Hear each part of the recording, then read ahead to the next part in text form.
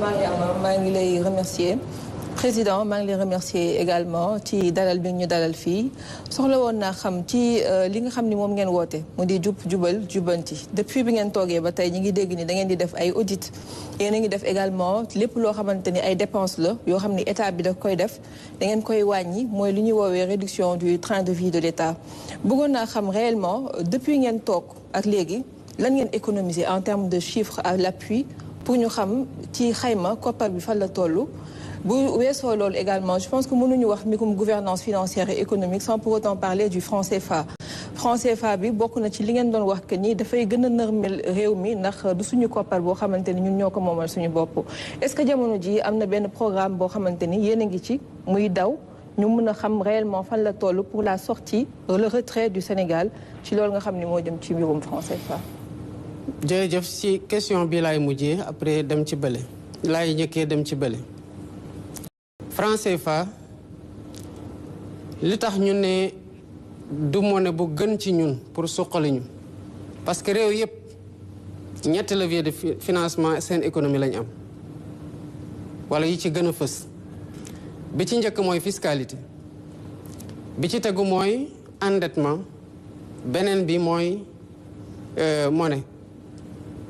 mais boo moomul sa monnaie mënuloo ci décider yenn décisions yi da ngay perdre levier boobu mu dese la ñaari levier kese kon levier boobu bu ñu ci renoncé mënuñu ko utiliser nu ñu ko war a utiliser pour financer économie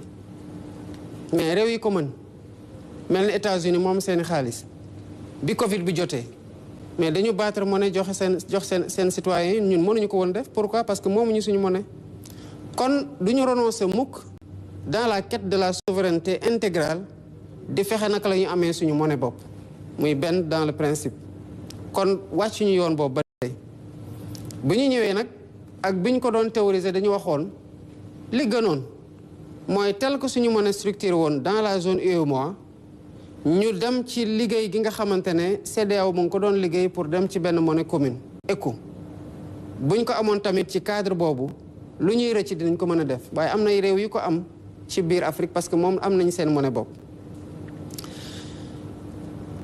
processus CEDEAO pour la gestation de la monnaie commune yéex na ñi noonu bu ñu ko mënul am foofu naka lañ koy amee ci biir UEMOA ci diggante bi am na ay réformes yoo xamante ne daanaka levier yi ñu échappé woon yépp ci administration monnaie CFA bi am na lu ñu ci récupéré waaye am na lu des ba léegi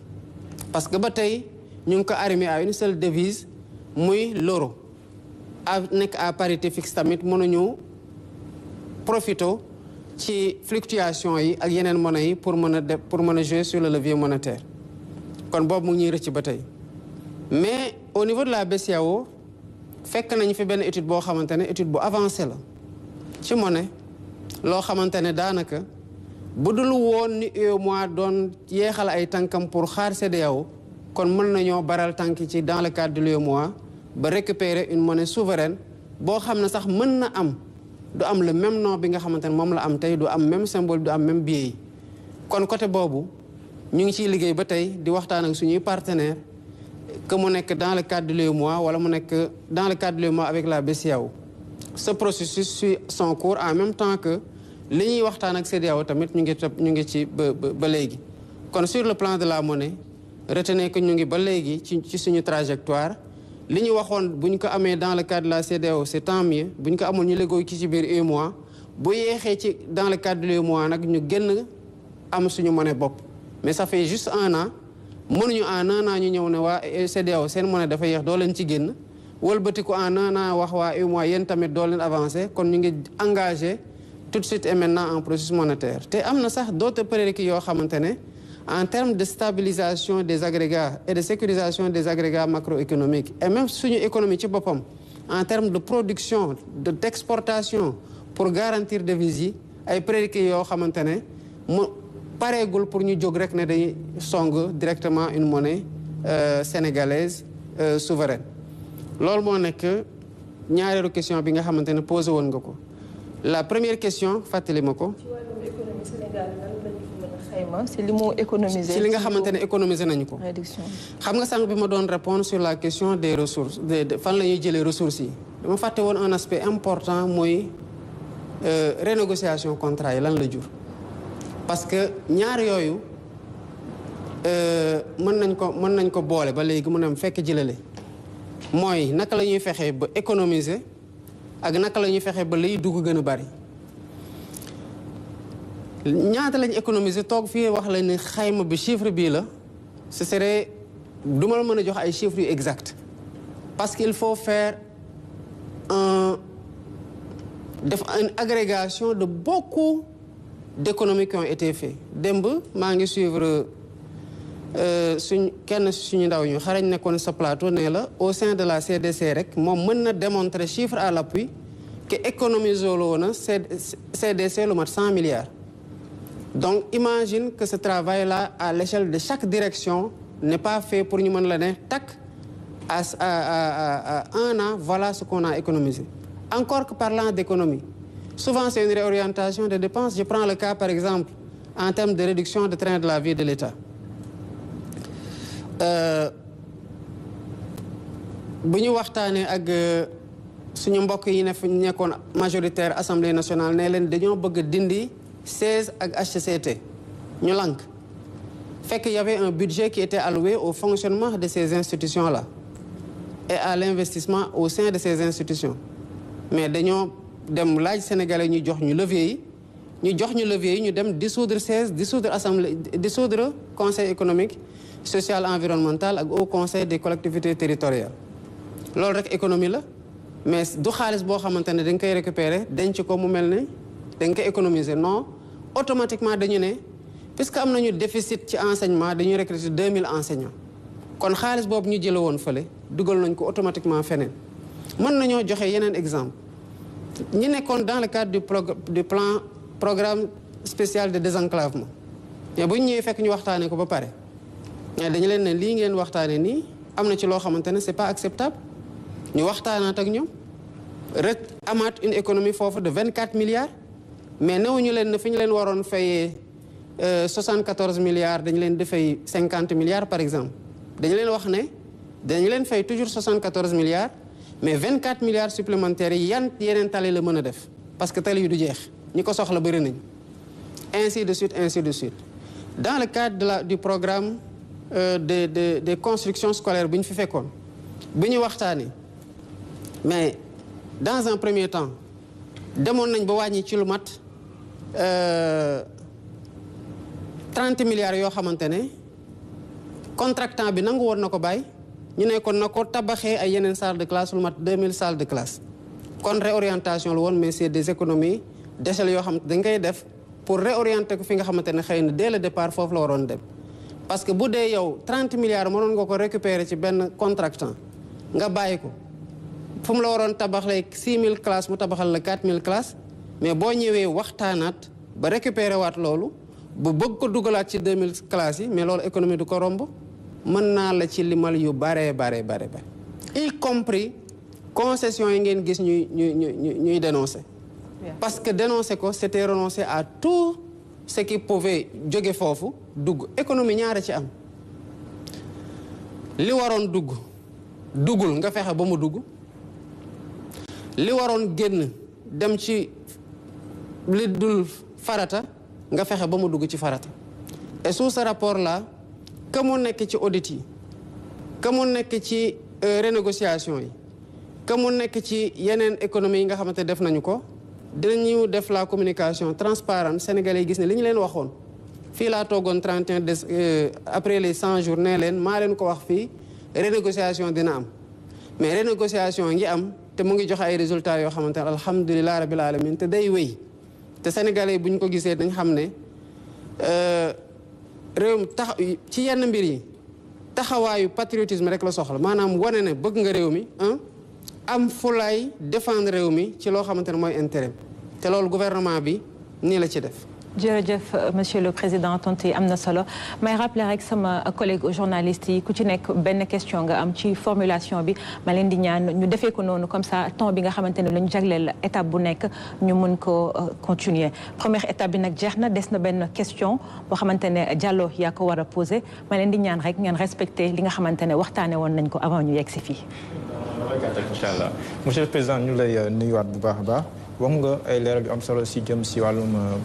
ressources financières yi léegi nag mu jëm à proprement parler de la relance économique. À quand la relance économique méngalu ko mbébét bi nga am war fi teg benn projet de loi boo xam ni day wax ci wàllum souverainisme économique.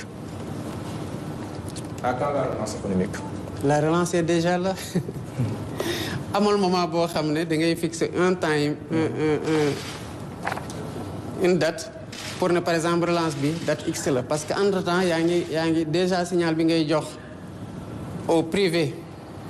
aux Sénégalais de façon générale et aux investisseurs serait un très mauvais signal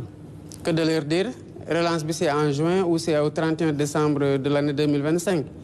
Relance bi ça consiste à chercher des ressources et à réorienter les dépenses parce que à la kulli haal le budget d'abord doyul moo tax bu assemblée day joxe autorisation dans la loi de finances dañuy xayma déjà dépenses la ñuy njëkk a xayma ensuite door a wax ne dañuy uti ji recette wane loi de finance bi day am partie boobu day wax recette voies et moyens maanaam fu ñuy jaar ba couvrir les dépenses mooy li ma doon signaler sànq bu doyul par rapport ak lu ñuy xaar ci mobiliser ko à l'intérieur parlement bi dafay jox autorisation au président de la République qui le délègue au ministre des Finances pour mu mën a leb ji sur un montant déterminé. Donc amul de nouveau paradigme en termes de financement yu mën a tax ñu ne lii moo fi amul woon ci façon de financer l'économie de nouveau léegi nañ ko dem uti ji tel bés lay ñëw après ñu relancer malgré conjoncture bu nu mu méttee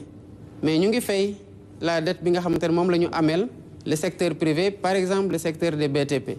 comme niñ ko defee avec le secteur et ba léegi ñu ngi def pourtant des investissements yoo xam ne dañuy obligé nag privilégier de nouveaux types de projets yoo xamante ne au lieu que ñu endetté wu mais dañuy waxtaan ak ñi nga xamante ne ci lañ ko bokkal pour dem vers du PPP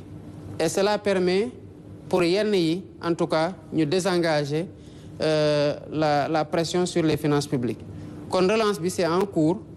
ci li nga xamante ne moom la ñu wone ci agenda national de transformation Sénégal 2050 yi c'est 3 phases c'est une phase de redressement une phase d'impulsion et une phase d'accélération mais ce qu'il ne faut pas comprendre derrière c'est est-ce que dañuy toog di poser des projets et des réformes de redressement ba pare après doog a impulser après doog a accélérer non sur les 187 et plus de projets yi nga xamante ne moom lañ fi fekk parce que dañ fi fekkoon un portefeuille global de plus de 500 projets yenn projets yëpp da doon chevauché wu ñu rationaliser comme ni ñu rationaliser yeneen structures yi nga xamante ne dañu am yenn même mission yi ñu envisager leen fusionner ak yeneen yu ñu supprimer bu ñu defee loolu ba pare en fait on a dit nañu ci projet yi nañu jël les projets yi nga xamante ne dañu chevauché wu ñu fusionner leen waaye nañu xool projets yi ci gën a catalytique maanaam yoo xamante ne day am impact yeneen projet yu bare ñu retenir ci 60 projets prioritaires mais ci 60 projets prioritaires yooyu amul c'est pas des 60 projets juste pour le redressement non il y a à l'intérieur des projets de redressement des projets d'impulsion et des projets et réformes d'accélération donc tout va en même temps au moment où nous parlons puisque gis ngeen conditions yi ñu voté la loi de finances juste après une élection installé assemblée bi le débat n'a pu se tenir qu'à l'intérieur des commissions la plénière jotul woon mën a am donc am na temps boo xamante ne amuñu ko woon pour une répartition optimale des enveloppes suivant arbitrage yi nga xamante ne moom la ñu bëgg a def sur secteurs yi ñu prioriser on est en train depuis lors le ministère des Finances qui attendait les chiffres de base parce qu'on part d'un budget zéro pour defar une loi de finances rectificative boo xam ne mooy la loi de finances qui permettra de faire l'allocation des enveloppes au titre de l'exercice mais aussi sur le programme triennal d'investissement mais la relance est déjà en cours maintenant il faut bien évidemment boo amee gaañu mais du bés bu ñu lay defal pansement rek jour boobu la kii bi di wér il faut que mu jël temps boo xamante ne le médicament ou en tout cas le traitement va opérer te ci période boobu lañ nekk. donc am na solo nag dañuy jàll ci nga xamante ne mooy deuxième pàcc bi nga xamante ne mooy entretien bi ñu jagleel ko problématique sociale yi ki nga